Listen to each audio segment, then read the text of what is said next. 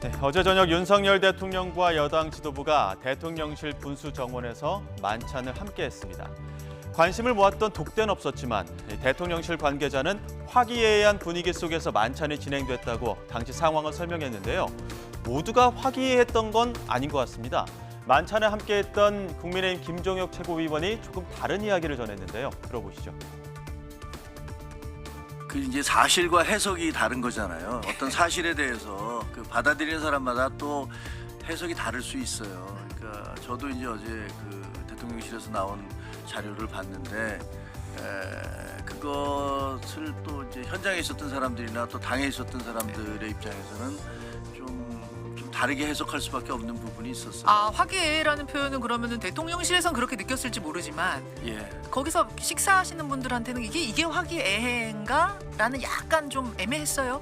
저는 그 분위기가 싸늘해도 좋은데 예. 그 우리가 오케이. 어떤 이슈를 가지고 예. 얘기를 하느냐, 아무리 화기애애한 것처럼 보여도 예. 알맹이가 없으면 아무것도 아닌 것이고 그게 이제 본질적인 부분들, 지금 현재 국민들이 궁금해했던 부분들을 얘기한 건 아니니까. 그렇죠. 화기애매했군요. 대표도 혹시라도 이게 독대 안 한다 했지만 대통령이 좀 일찍 오셔서 한 대표 나하고 잠깐 얘기합시다. 아, 뭐 이런 상황이 있지 않을까 기대했던 것 같아요. 하지만 어제 만찬이 굉장히 만족스러웠다는 평가도 있습니다. 국민의힘 김재원 최고위원. 만찬이 이루어지기 전부터 불편한 분위기가 감돌았지만 그래도 만찬으로 서로 간의 신뢰도 좀 회복하는 계기가 됐다고 평가했는데요. 현안에 대한 이야기가 없었다는 일각의 지적에 대해서는 그런 이야기를 못할 분위기도 아니었다고 전했습니다. 일단 무슨 대통령이 당초에 그 신임 지도부들 한번 저녁이나 먹자 이렇게 제안을 해서 시작된 만찬이고, 그것이 다만 그 중간에 의료 개혁 문제로 한 차례 연기가 되었고, 그래서 이제 저 추석 지나고 보자고 했었는데 또 그게 또 저 대통령의 체코 순방 이후에 그 체코 순방 기간에 한동훈 대표의 그 인터뷰 그리고 독대 또 독대 요구 뭐 이런 것이 막 되면서 이 밥 먹는 자리가 처음부터 굉장히 불편했어요.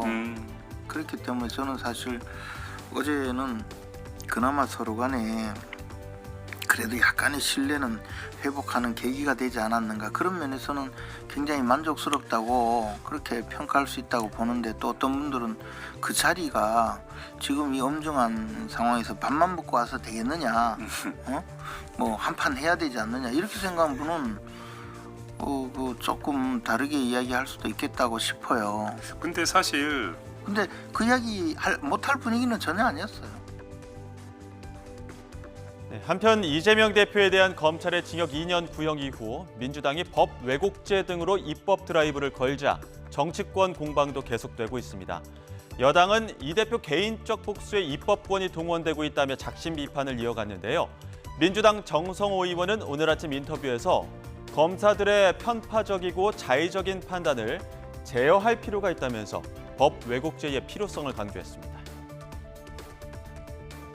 저는 워낙 지금 뭐 검찰의 수사가 그야말로 짜집기 수사하고 편파 수사하고 또 선별 수사 이런 측면들이 많이 있기 때문에 이런 면에 대한 어떤 제동 장치가 필요한 게 아닌가라는 판단을 일부 의원들이 하고 계신 것 같아요. 또 외국에서도 뭐 독일이라든가 스웨덴 같은 데서 또 이런 입법례가 있기 때문에 지금 일부 의원들이 법안을 제출한 걸로 알고 있습니다. 네.